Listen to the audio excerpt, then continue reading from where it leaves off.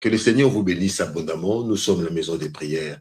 Christ est notre résurrection et c'est votre bien-aimé Dadi Toukoulou Batale qui est appelé à être l'orateur de ces séminaires. Que le Seigneur vous bénisse.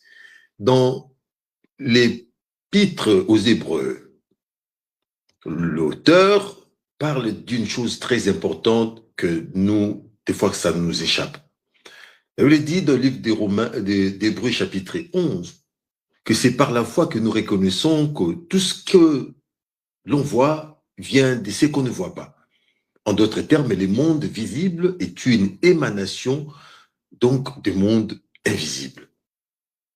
Ce qui veut dire que pour mieux comprendre ce que nous vivons, les choses qui nous entourent, nous sommes appelés à saisir la portée ou la dimension spirituelle des choses.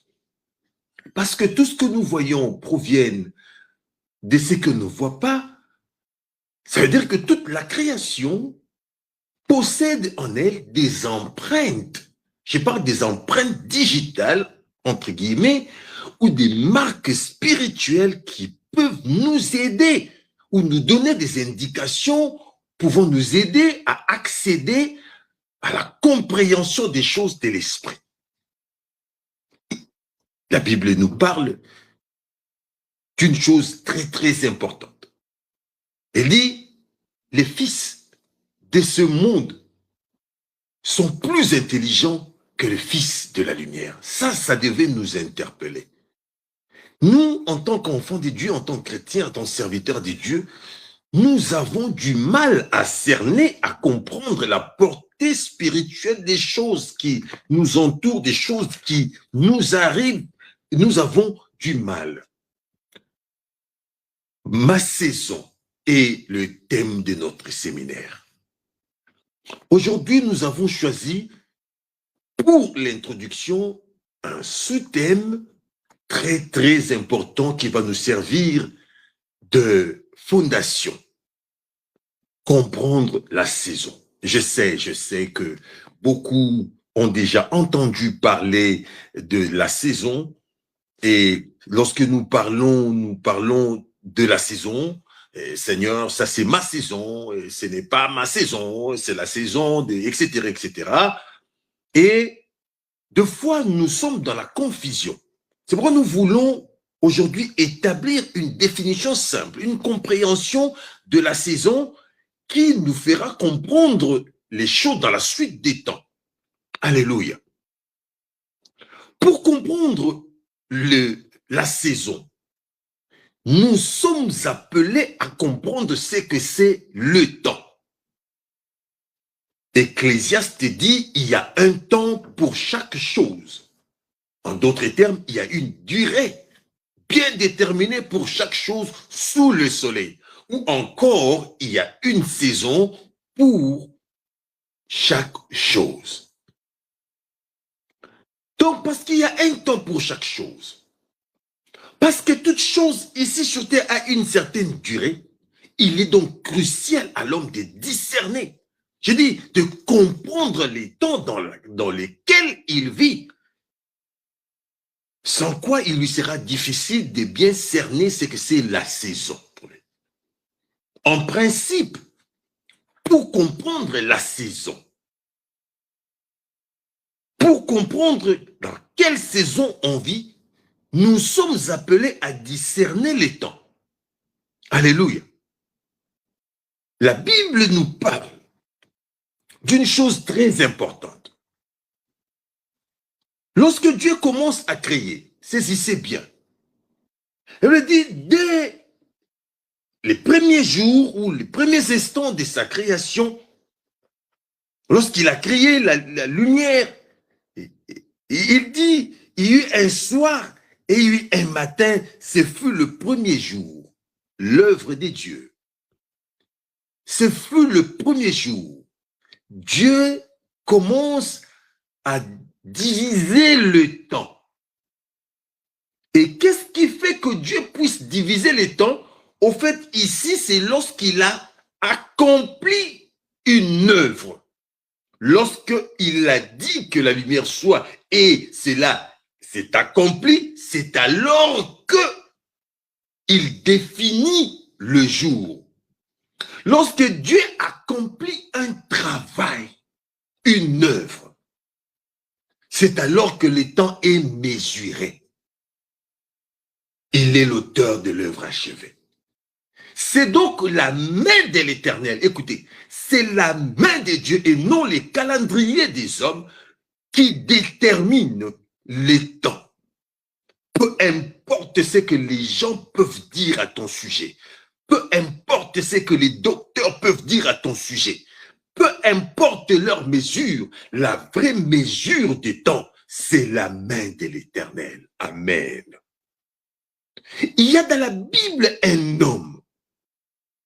Cet homme, Dieu lui a dit qu'il ne mourrait pas jusqu'à ce que ses yeux puissent voir le salut. Donc Jésus-Christ, il s'appelait Siméon.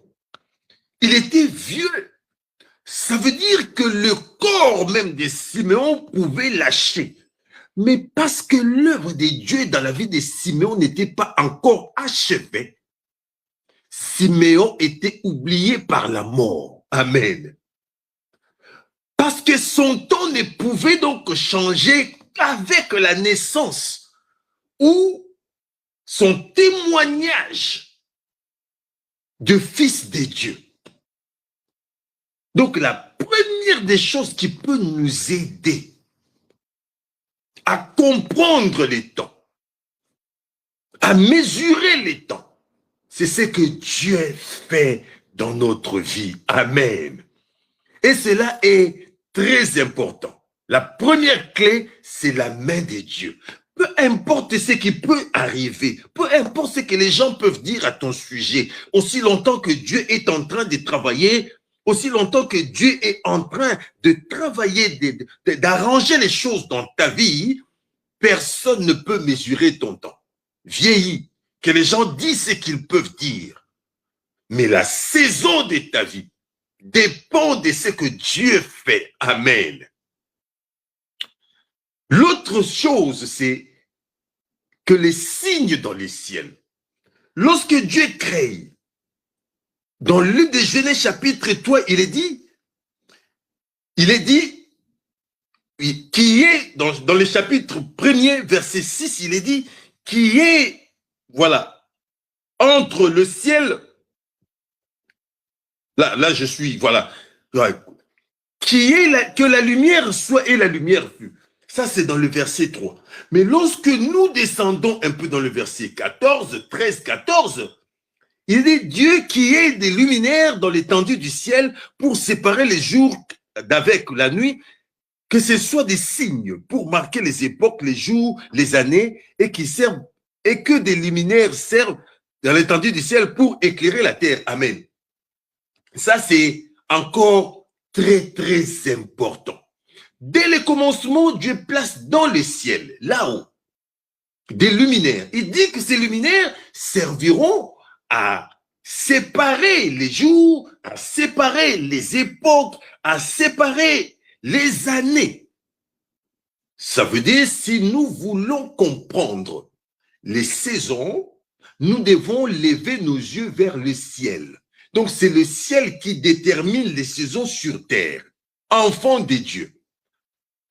C'est la dimension spirituelle qui détermine les saisons des choses physiques sur terre. Les saisons des matières sur terre sont déterminées par les choses qui sont là-haut.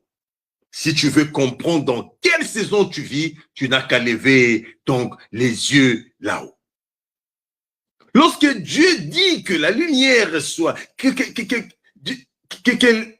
les luminaires tels que les soleils et la lune soient placés dans l'étendue du ciel pour déterminer les époques. En d'autres termes, c'est que le ciel qui détermine les saisons de la terre.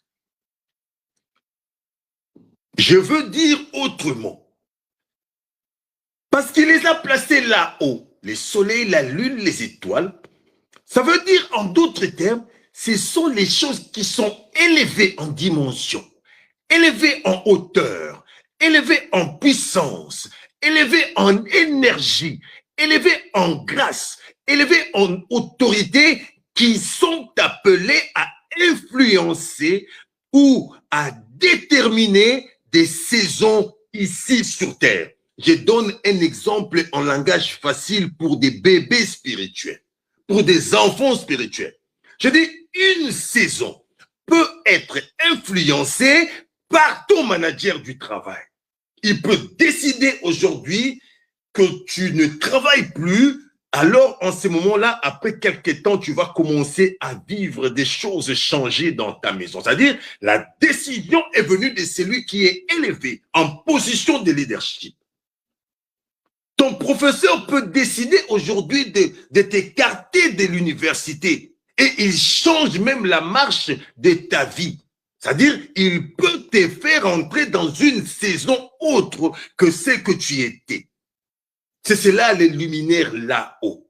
En d'autres termes, ta mère, ton père, ton grand frère. Que dis-je? Abraham, lorsqu'il est visité par les 3 anges, c'était l'Éternel qui était venu. Abraham était stérile pendant des années avec sa femme Sarah. Il avait des promesses. Mais ces jours-là, lorsque ces gens sont venus, ce n'était plus des visions, mais des gens visibles. Il y avait une visitation. À la fin de leur visite, l'ange de l'Éternel lui dit, Abraham, l'année prochaine, à cette époque, l'année prochaine, je reviendrai et Sarah aura un fils. Élevé en dignité, j'ai dit, élevé en puissance, en énergie, en grâce, en autorité, l'ange de l'Éternel a changé la saison d'Abraham. Les choses d'en haut. Le grand frère de Joseph, ils ont vu leur frère venir. Ah, ces gars, ces petits, ils parlent un peu trop. Jetons-le dans le puits pour voir si ces visions vont s'accomplir. Plus tard, ils l'ont vendu. Le fils héritier qui avait reçu la double portion de son père, Jacob, est devenu esclave. C'est-à-dire, il rentre dans une saison d'esclavage par rapport à ses frères qui étaient des grands frères. Un grand frère peut faire entrer son frère dans une saison des galères ou des bonheurs selon les paroles qu'il prononce. C'est pourquoi c'est très important lorsque tu es devant ta mère, ton père, attends à ce qu'elle ou elle prononce des paroles de grâce, parce que ceux qui sont élevés en dignité peuvent, d'une façon ou d'une autre, changer de saison. Joseph étant esclave, il croise les chansons dans la prison. Alléluia. Et après quelques années, il croise le Pharaon. Pharaon dit, à partir d'aujourd'hui, après moi, dans toute l'Égypte, c'est toi. Et la saison était changée. Élie a croisé Akab, le prophète Élie. La Bible dit, il est venu voir Akab. Il dit à Akab, qui était un roi qui a profané l'œuvre de Dieu en Israël. Et sa femme s'appelait Jézabel, l'une des femmes atroces de la Bible. Il dit à Akab, il n'y aura pas de pluie dans ces pays, sinon à ma parole. Ça veut dire que Élie a changé la saison d'Israël. Alléluia. Parce que Élie était élevé en dignité. J'ai dit que les saisons sont déterminées par le ciel. Voilà pourquoi lorsque Dieu appelle, se fait voir par vision à Joseph, il lui montre des astres. Il lui dit, Joseph, les soleils, la lune, les étoiles vont se prosterner devant toi. En d'autres termes, je t'élève au-dessus des soleils, des lunes, des étoiles pour que tu contrôles les saisons. Les gens qui sont spirituels contrôlent les saisons. Toi, enfant de Dieu, tu dois contrôler la saison. Tu regardes ton enfant qui souffre, qui traverse des saisons pas bien. Tu regardes un frère, tu dis, Au nom de Jésus, à partir d'aujourd'hui, ta saison est transformée.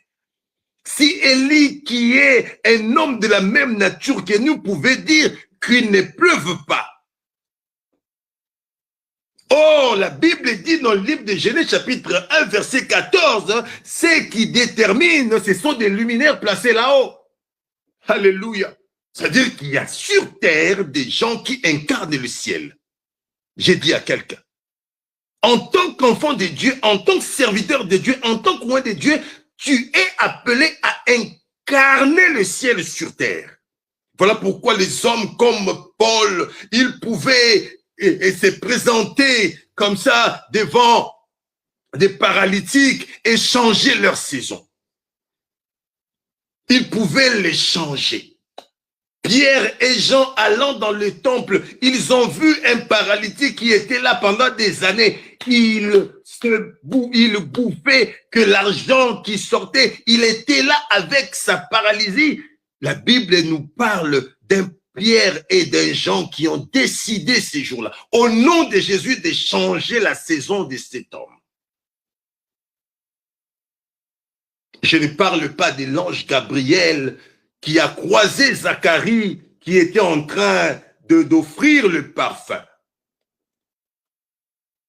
Zacharie, c'était le mari d'Élisabeth, la tante de Marie. Marie, mère de Jésus. Ils n'avaient pas d'enfant. Ce jour-là, lorsque l'ange vient à lui, il dit, Zacharie, tes prières ont été exaucées. Zacharie regarde ses prières. Quelles prières? Il dit non, les prières à propos de l'enfant. Il dit, oh, mais les prières j'ai fait il y a 30 ans, j'étais encore un peu jeune. Il y a 40 ans, j'étais mais maintenant, là, tout ce que j'attends, c'est le royaume des cieux. Il y a des gens qui sont comme ça. Ils traversent des moments difficiles. Ils trouvent dans la Bible l'endroit où Dieu dit à Paul, ma grâce te suffit, Paul. Paul dit, j'ai prié 3 fois, mais le Seigneur a dit, ma grâce te suffit. Et lui, il prend ça. Mais lui, il s'appelle Batalé. Il dit que il croit qu'il est Paul. Non, moi, je ne suis pas Paul. Ta grâce me suffit, oui, mais guéris-moi, change ma saison. Parce que toi, tu es le créateur. C'est toi qui as dit que la lumière puisse être. Ça veut dire, même les saisons sont déterminées par la parole de Dieu qui a implanté les luminaires là-haut. Cette même parole a fait de toi un serviteur. C'est cette même parole qui a fait de toi un fils. Pour que tu contrôles les saisons. Amen. Par définition, donc, nous devons oublier. J'ai dit à quelqu'un, oublie à partir d'aujourd'hui qu'une saison, oublie à partir d'aujourd'hui, il faut l'oublier. Oublie qu'une saison est nécessairement une période d'opportunité. Non. Une saison, ce n'est pas une période de grâce. Non. Ce n'est pas nécessairement une période où tout fleurit. Non. Ce n'est pas ça. Une saison, ce n'est pas une période où tout nous est favorable. Non. Par définition, écoutez-moi, une saison est juste une période où l'arbre commence à donner du fruit. Pourquoi j'ai dit cela? Lorsque je regarde Élie devant Akab, il change la saison, mais la saison, c'est que Israël n'avait plus de pluie. Ça dit la saison sèche. Ecclésiaste dit, il y a un temps où on sème, il y a un temps où on récolte. Il y a un temps où on pleure, il y a un temps où on a la joie.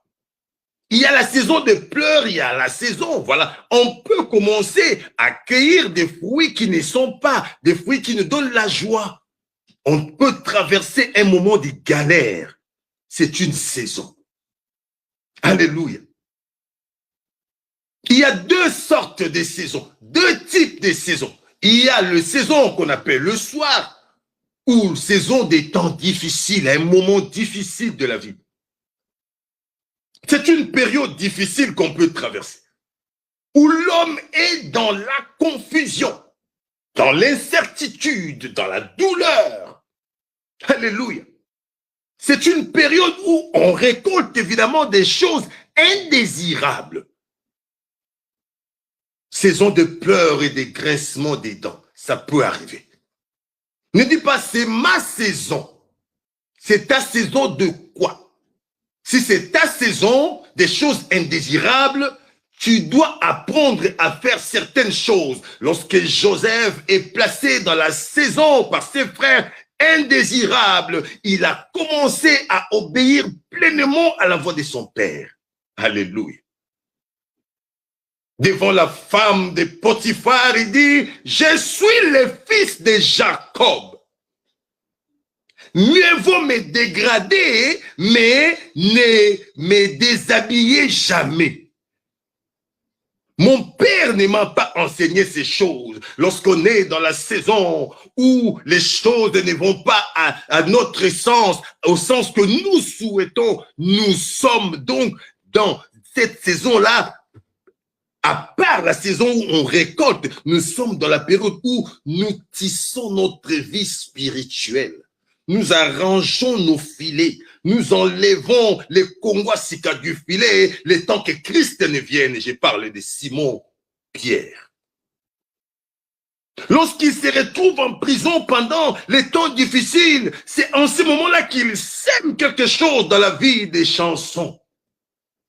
Dans la saison difficile, lorsque nous cueillons des fruits amers, nous sommes capables pendant ces temps, la catimini,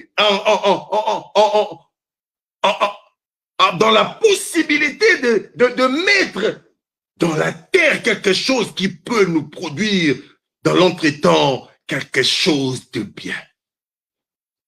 Lorsque les gens ne regardent pas Joseph, c'est en ce moment-là dans la prison qu'il sème quelque chose. Il investit dans la vie de les chansons.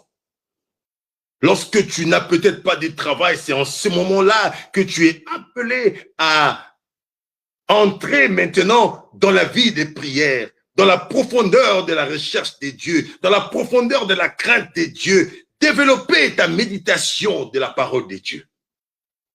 C'est cela, comment gérer la mauvaise saison. Oh, il faut que la mauvaise arrive. Il peut se faire que ça arrive dans ma vie, mais lorsque ça arrivera dans ta vie, accroche-toi, profite de ces temps-là. Ne sois pas comme Pierre, lorsque c'est devenu compliqué, il s'est déshabillé encore pour aller pêcher. Non, toi reste dans la chambre haute, cherche Dieu. Investis dans la présence de Dieu. Alléluia. C'est très important. L'autre type, évidemment, c'est ce que nous aimons. C'est ce que nous souhaitons. Le jour, le matin, la saison de joie, la saison d'opportunité, tout ce que tu fais, ça te réussit. Tout ce que tu fais te réussira. Cette saison-là, où tu marches comme marchant avec un ange de l'Éternel, les paroles que tu prononces s'accomplissent. Cela est valable dans les ministères aussi. C'est très important. Quelle saison tu vis? C'est-à-dire, tu peux être dans la mauvaise saison du mariage, mais être dans la bonne saison du travail. Que faire? Lorsqu'on est dans la saison de joie, on ne se comporte pas comme si c'est l'éternité. Une saison a un début et une fin.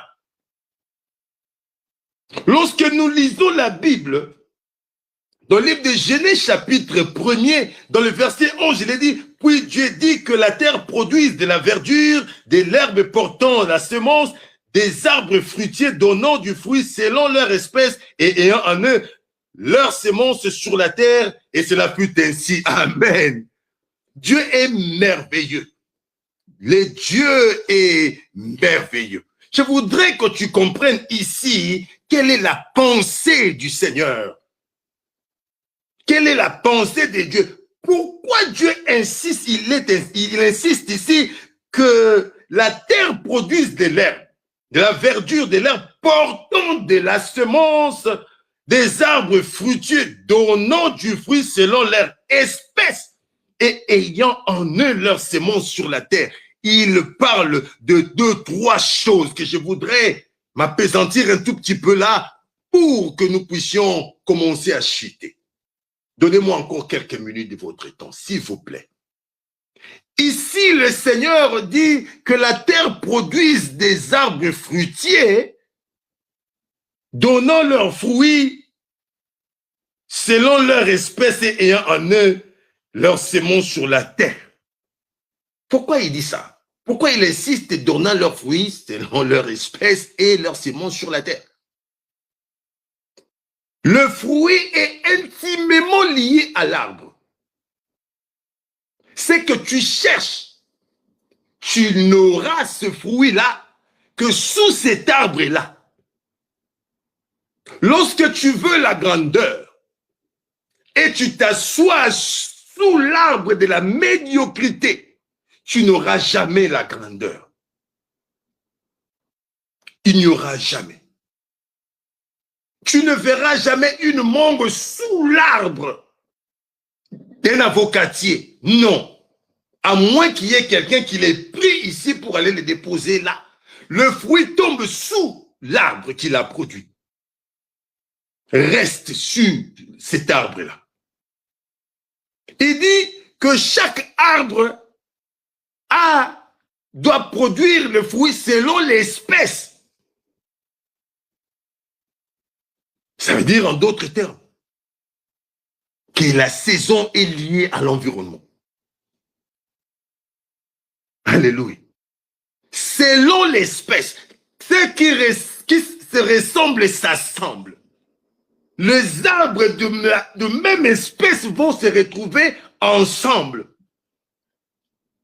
L'arbre et l'espèce, il y a une corrélation entre ce que l'arbre produit et l'espèce qu'il est. Ce que l'on donne et ce qu'on est. Un fruit, au fait, c'est le résultat ou la résultante de ce qu'on est. Si la source est amère, le fruit ne sera jamais succulent. Jamais. Si l'arbre est amer, le fruit ne sera pas différent. Quelle espèce d'homme tu es pour espérer avoir ce que tu veux là? Et il dit la troisième chose, que chaque fruit portera dans son sein une sémence. Alléluia. Nous, des fois, nous sommes là, oh, nous, on a grandi ensemble. Nous, on a grandi ensemble. On a étudié ensemble. Mais eux tous, ils ont réussi seulement moi. Vous avez été dans un même champ, mais vous n'êtes pas de la même espèce. Oh Seigneur, aide-moi à comprendre ces choses dans ma propre vie pour les appliquer afin que ma vie soit transformée. Je ne suis pas de ton espèce. C'est pourquoi lorsque ça te réussit, ça ne me concerne pas. Lorsqu'il y a des mangues qui tombent, les baobabs regardent et rigolent. Il y a des arbres qui donnent des fruits chaque 6 mois. Il y en a d'autres qui doivent attendre 3 ans. Et après 3 ans, chaque 6 mois, chaque 6 mois, chaque 6 mois, ça devient un cycle. Peut-être que toi, tu fais partie de l'espèce des arbres qui travaillent plus tard en cycle. Ça veut dire qu'il n'y aura plus besoin qu'on puisse encore arroser parce que tu seras dans le cyclique. Ne dis pas pourquoi eux et pas moi, non, parce que toi, tu es une espèce différente. Alléluia. C'est très important. Chaque fruit, Dieu dit ici, doit porter en lui sa semence sur la terre. Ça veut dire, je ne descendrai plus. Ça dit, si cet arbre n'existe plus, c'est que vous n'avez pas fait votre travail. Donc, s'il y a des arbres qui ont disparu sur terre, ce n'est plus Dieu, les problèmes, c'est l'homme. Beaucoup de fois, les saisons nous sont difficiles parce que nous n'avons pas saisi ce que la parole de Dieu a dit. Chaque fois que nous recevons le fruit, ça veut dire la conséquence d'un travail d'un travail a priori préalable. Ces fruits-là. Lorsque nous recevons ces fruits, nous bouffons tous les fruits. Nous avalons même le noyau. Je voudrais te dire, chaque fois que tu reçois quelque chose de l'Éternel, à l'intérieur, il y a un noyau pour t'aider à ne plus fléchir encore. Même si c'est peu, il y a un noyau. Quelle est la dimension de la semence? Il y a des semences comme des manguiers qui sont grosses, pardon, j'allais dire. Mais il y en a des semences qui sont encore minimes comme les grains de sénévé.